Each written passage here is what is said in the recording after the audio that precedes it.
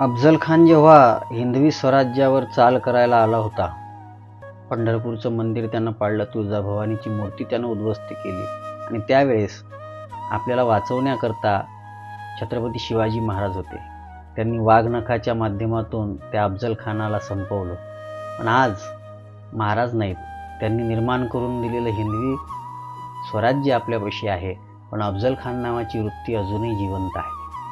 ज्यांना भारत माता म्हणावं वाटत नाही, ज्यांना वंदे मातरम म्हणावं वाटत नाही, मग अशी जी वृत्ती आहे त्या वृत्तीला पोषण करणारं नेतृत्व हवं आहे की त्या वृत्तीचा बिमोड करणारं नेतृत्व हवं आहे, हे ठरवणं आपल्या हातात आहे. मग आपल्यापाशी वाघनखं तर नाहीत, पण आपल्यापाशी एक बोट आहे, ज्या बोटाने येत्या 20 नोव्हेंबर रोजी महाराष्ट्र विधानसभेमध्ये हिंदवी स्वराज्य टिकवायचं आहे की अफजल खानाची वृत्ती वाढवायची आहे, हे ठरवण्याची वेळ आलेली आहे. बघा, विचार करा आणि मतदान करण्याकरता जाण्याकरता अट्टहास करा आणि जास्तीत जास्त संख्येनं मतदान करा. रामकृष्ण.